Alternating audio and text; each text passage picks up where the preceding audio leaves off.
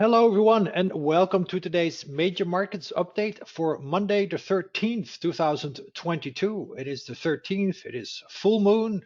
My cat went nuts at 2 last night, my dog went nuts at 3 last night.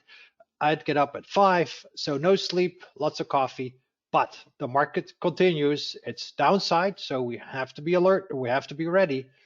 And oh my God, what if super cycle 3 topped?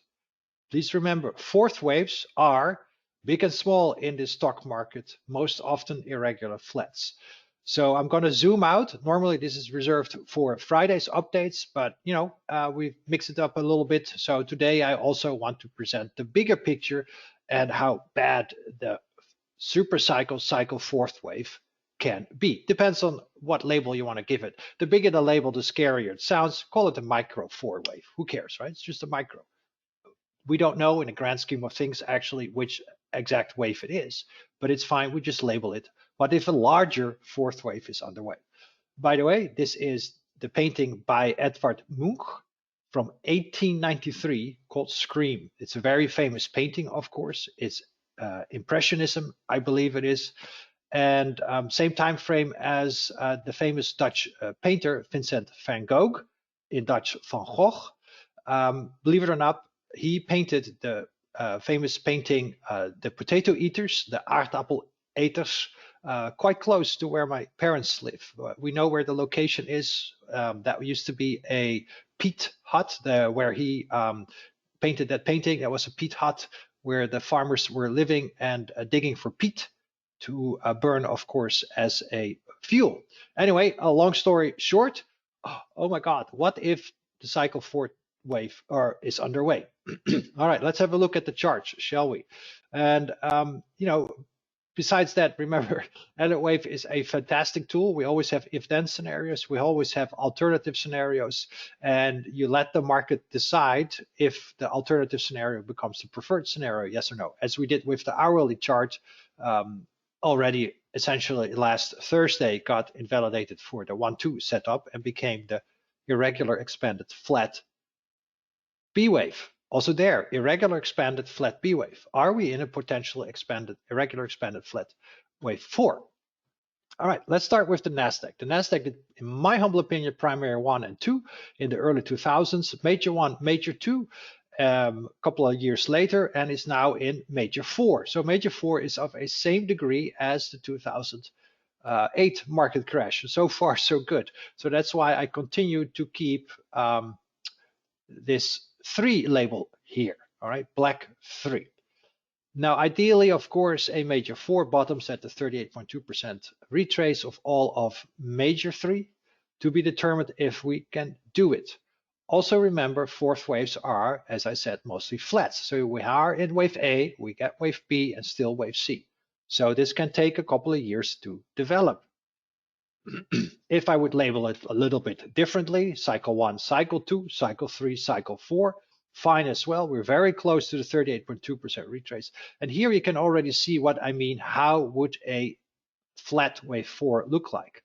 All the way back almost to the all-time highs. Please remember, we can make new all-time highs in a B wave if it becomes irregular. In my humble opinion, that's what it did in 2020. In this case, thanks to quantitative easing. Now, according to true Elliott Wave, a B wave cannot extend beyond 123.6% of wave A. That is what Mr. Elliott came up. But during the time of Mr. Elliott, all the way back in the 1930s, 1920s, there was no quantitative easing. So the extra liquidity might have provided this very extended B wave, which was almost 2 times the length of A. I've mentioned this many times before, so we need to update the books, essentially. Now I'll go into a little bit more detail, but remember, major 4 here was also a flat. In the S&P 500, cycle 4, all of the 2000s was a flat. Same for the Dow Jones. So it's quite logical to assume that cycle 4 for the technology sector, major 4, and super cycle 4, it's all good. It's all labels, fourth waves, large fourth waves become a flat. Okay, so let's move on then to the Nasdaq 100. So once the Nasdaq 100 invalidated this potential wave 4 or 5 on a smaller time frame setup to get us a true, clean, clear impulse, we we're already looking lower, and lo and behold, here we are. I am looking for the wrapping up of gray 3, a gray 4, and a gray 5 to get 5 waves lower. This counts as a little bit tentative, but I like the ABC for the wave 4. Now I zoomed out and I pulled up this chart. And in this chart here, I had the must hold level as the August-September highs in 2020. Well, we broke below it. So I have to label this as wave 3, potentially as black wave 3 in the yearly chart here. Okay, so that is a way to assess this wave. I don't like it. It's ugly. It doesn't follow any Fibonacci levels or anything, but it is what it is. And we're then looking here for support at around 11,000, 10,500. Okay, so we get that pesky 11 to 10,000 zone finally materialized. And after A comes B. If this is going to be a flat, we just did 3 waves lower, because a flat is a 3, 3, 5, just as we had here in 2018 to 2020, 3, 3, 5. Moving on to the hourly chart of the S&P 500. The alternate Elliott Wave count became the preferred count on Friday, actually already on Thursday, but I don't do Thursday updates because the fact we broke below SPX 4045. If you remember, I had on the charts below 4045 targets 3950, 3900. We closed at 3900 on Friday. That was easy. That's quick, easy gains, and everything else is just cherry on the pie. All right, my trading alert systems went already into inverse ETFs at the close on Thursday, skilled out half already on Friday, skilled out another 1/4 today, massive gains, up 15, 20% in 2 days, something like that. Easy peasy, lemon squeezy. All right, if you like easy peasy trading, please sign up. If you'd like to do it yourself, great, fine, no worries. If you'd like to do it complicated, be my guest. What we see now is on the shorter time frame, this is the hourly chart for the S&P 500, potential positive divergence. Potential positive divergence. It's a condition. It would fit with the 3, 4, 3, 4, 5 of this wave C. So we still need to wrap up a couple more 4th and 5th waves to complete this wave C. As I showed on the daily chart on Friday, the focus for the downsides was 3760 to 3655. Today we got as low to 37.34, so smack nice in the in the middle of this target zone. But again, I think we still need to wrap up a couple of 4th and 5th waves to complete this wave C. Start to see some nice potential positive divergence. Again, it's not confirmed, it's just there. Also on the money flow. All right, it's there, it's the potential, but not there. I wouldn't be surprised if today was another 90% down day. That would bring us 3 90% down days in a row. We're getting close to exhaustion. Now, the other reason why I do want to present the fact that we could be in super cycle 4, major 4, whatever you want to call it, it's fine, a larger 4th wave, is the fact that we had 3 80% up days. I shared this fact with you, and the statistics showed that coincides with major market reversals. That was data up to 2002, by the way. I'm a little bit disappointed they haven't updated since with another 20 years of data. So in that sense, makes it a little less relevant. But the fact that the market has completely not responded to it, the fact that we had a swike breast thrust event almost within a day and did not follow up on it, is by itself quite a bearish signal. Okay, we need to see at some point this follow through.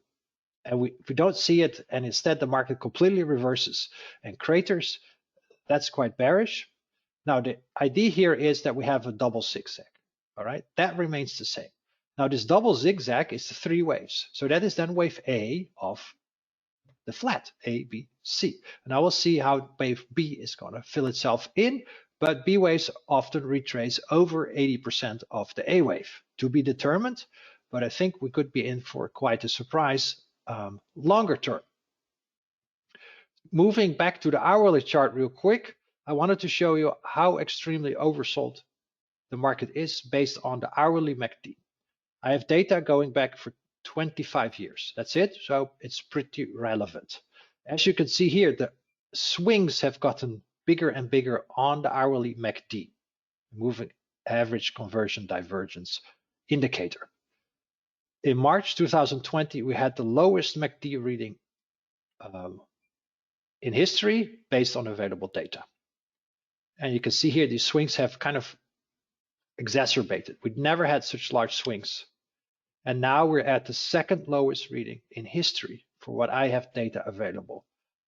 If history is any indication for future, then we're getting very close to a very tradable bottom. We are extremely, extremely oversold. I don't see this thing going much below minus 100. That'd be something. So just to show you that also this one suggests we're getting closer to a bottom than a top. The Elliott Wave count suggests as well. It looked like we had a bottom in place in late May, but the market decided not to. That's why I always say be cautious. You want to see 5 up, 3 down, and another leg higher. Okay, see that breakout. For now, anything else is really high risk trading. That's why I had the high risk, medium risk on the charts. I'm not presenting them now. We'll get back to them later. So also here looks like 4 or 5 waves need to wrap up. Going to the yearly chart. For those that like the bigger picture, please remember we are still in a massive multi-decadal bull market, because even after super cycle 3 comes super cycle 4 and 5, or cycle 5, whatever you want to call it, it's fine. After 3 comes 4, and after 4 comes 5. Now, if I ignore this minus 0.01% year, I believe it was 2010, then the S&P 500 did only 5 waves up, and cycle 5 is complete. That would fit with the Dow Jones. It's the same chart for the Dow Jones. Here, yearly candles, but instead of a line chart. And 2010 was an up year for the Dow Jones. So 1, 2, 3, 4, 5. This is the log scale, by the way. So wave 3 might look shorter, but this is a log scale. We ignore the long wicks. It's all fine, nice and dandy. We'll get back to that in a minute. And we have 5 waves up from a cycle 4 low. So that means we have completed most likely super cycle 3. Don't know it yet because we can maybe extend. This is only one of cycle 5. Don't think so. Anyway, we have here nice 9 waves higher from the 1974 low into the 2000 high impulse. Then we had 3 down years, 2 up years, a down year, up year. 1, 2, 3 is corrective, A, B, C. So that's the B wave, and this is the C wave. This was 5 waves lower, 1, 2, 3, 4, 5. Honestly, it counts very nicely on the shorter time frame. So here you can see this was a flat. This was a irregular expanded flat on the Dow Jones. This was a regular flat for the S&P 500. On a closing basis, it is a running flat, but that is fine. On the actual price data, it is a nice regular flat for the S&P 500. Then we go further back in time. Okay, we're going to go back all the way here to the beginning, 1922. I don't have the label here, 3, 4, 5, super cycle 1, super cycle 2 was like an 80-90% decline. That's typical for a second wave. And then we had nice 4 waves higher, of years higher. Classic ABC, you can see that this was a zigzag. So cycle 2 was a zigzag. Super cycle 2 was also a zigzag. If I would go to the monthly chart, you would clearly see the ABC pattern. Moving on, we can count 13 waves higher and 17 waves higher to the next high in the early 70s. So you can arbitrarily label based on this simple impulse counting 3 here in the late mid 60s or 3 here in the early 70s. Potato, potato. What I believe it is that wave 3 indeed topped here after 13 up, counts classically as 13 waves higher. That's an impulse, 5, 9, 13, 17, wave 3. And this went then into a decadal long 4th wave. Also here, a irregular expanded flat wave 4. Super cycle 2, zigzag. Cycle 2, zigzag. Primary 4, flat. Cycle 4, flat. Most likely, super cycle 4 will become a irregular or regular flat to be determined. So what that means is that if the impulse won't reach the upside targets, and we haven't reached those upside targets, the B wave often does the trick. Okay, so other ways to look at it, this is the weekly chart for the S&P 500 going back to the late 1990s. 3, A, B, C for 4, loud and clear a flat. And then here is major 4 in 2015 and 16. Major 4 was a flat. Then we have primary 4 completing at the March 2020 lows, loud and clear a flat. Also here, most likely due to excess liquidity from the Fed, we got a very extended B wave. Then most likely primary 4 will be some sort of flat as well. We have this target zone here. We're not even there yet. This is going to probably take years to develop. We're still in this one. I haven't actually moved any of these labels or arrows. So this looks pretty good. My point here is that primary 4 was a flat, major 4 was a flat, cycle 4 was a flat. All right, and here again, primary 4 was a flat, and all the second waves were zigzags. So most likely the super cycle will be a flat, and that means that we should start looking higher pretty soon, back to the high 4800s. I have no signs of a reversal just yet, so we are still looking lower. This is a nasty sell-off, but we still need 3, 4, and 5. If this is a C wave, we need 5 waves. I don't see any fourth wave yet. That has to be at the minimum 1 up candle. 1, 2, 3, 4, 5. You can see how extended this wave 3 is. I don't need to micro count any of this stuff. It will show up loud and clear. So either this was all of wave 4 and we get wave 5, or it's A and we move higher. Both will look higher. IWM, same deal, bigger picture wise, 3, 4, 5. Okay, that tends then to fit with the S&P 500, Dow Jones, etc. Now again, I'm completely ignoring these wicks, just looking at closing prices. Also here, this would be wave 4, by the way. This 4 here would move here, and then we simply have retraced all of the 1 degree higher fifth wave, A, B, C. That would be the real true Elliott wave count, but by using closest prices, you get it 99% correct, much, much easier. There's no projections on upside targets or anything. It's just looking at the pattern that needs to complete. We need to complete impulse patterns. That is 5, 9, 13 waves, as I showed you for the S&P 500, Dow Jones, etc. Okay, so the big picture is, yes, we might have most likely completed these larger degree fourth waves in the S&P 500 and the Dow Jones as well, which we were already tracking in the other indexes.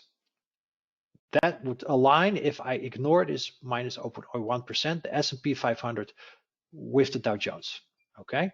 So please keep that in mind. It's not the end of the world. If it's the end of the world, the stock market will go to zero and all your money will be of no use whatsoever because we'll all be dead. We're not going to zero, absolutely not. I think the sky is not falling. I think in the longer term, we still have a super cycle 5 to complete. So if super cycle 3 lasted about 100 years, super cycle 5 can extend and last equally long. So always keep perspective on your trading time frame and always use the respective stops accordingly. Okay. If you're in it for the long run, if you start investing in maybe your 401k, you're just in your 20s, I don't think there's much pain on the horizon at all. Just if you trade here for a quick gain, then your longs will get destroyed. So please remember the trading time frame. That's why my trading alert systems give short-term, intermediate term, long-term. All right. I should even maybe do extreme long-term, which is just decadal type of stuff.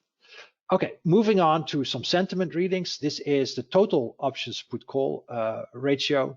And on Friday, it was at 1.28, which is very close to fear. I want to see extreme fear in the markets. Okay. That we start maybe getting now with today's low, as the options equity put call ratio was at 0.9 on Friday. All right, so this is the total put call ratio is all things combined in the indexes, and this is the options equity put call ratio, the CPCE. It was close to fear. Remember, we haven't had any real fear ever since March 2020. We've been extremely complacent, extreme greed. Yes, so greedy, we haven't seen it that raw for a very long time. Let me show you, okay? Zooming out, I only have data available since about 2004, so we don't have a complete picture. And you can see that extreme readings not necessarily are on the bullish side bad for the stock market. If anything, if you often see very low readings, the stock market tends to continue to move higher. The only exceptions are the spike highs. Right? The spike highs do coincide quite often with significant lows. It really doesn't take a rocket scientist to see that. Okay, these spike highs, as you can see here, do tend often to go inside with significant lows on all different time frames. Really, they really do. So I want to see that extreme fear. Okay, see that, all of them. It doesn't give us any idea on the wave count and all those good things, but it does show us that, okay, we're getting close to a low. You can keep on doing this every single time.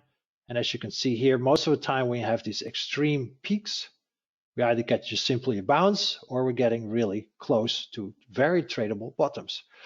But as you can see, this was a very extended, never seen, based on the data available, period of call buying that now needs to get punished. So let's see if we can get extreme fear readings today. I don't have data yet. It will be excellent to see that happen. But the point here is that low put call ratios do not necessarily immediately call for a top. High put call ratios tend to immediately call for a bottom. Right? Fear really more quickly dissipates to a rally than greed, so to say. We are now getting into extreme fear. So that is really all I wanted to share with you today. So please remember, yes, indeed, we can be in the larger fourth wave. We already had this on the charts.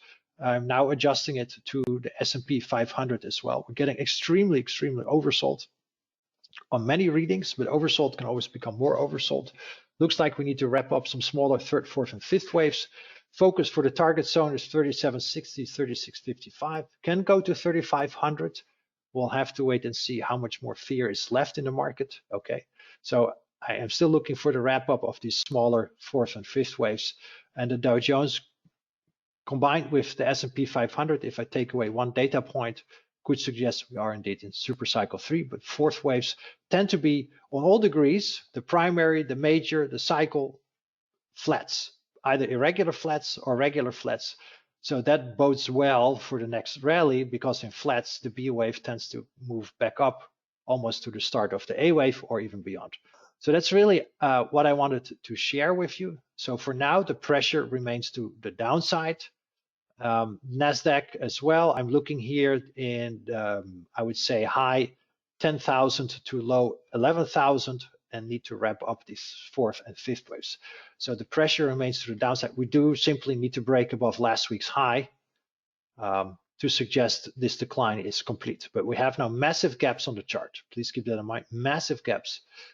You can drive a bus through it. And there are some gaps even higher up, all the way here to about 14,600 on the Nasdaq 100. So those gaps tend to get filled. So please keep that in mind.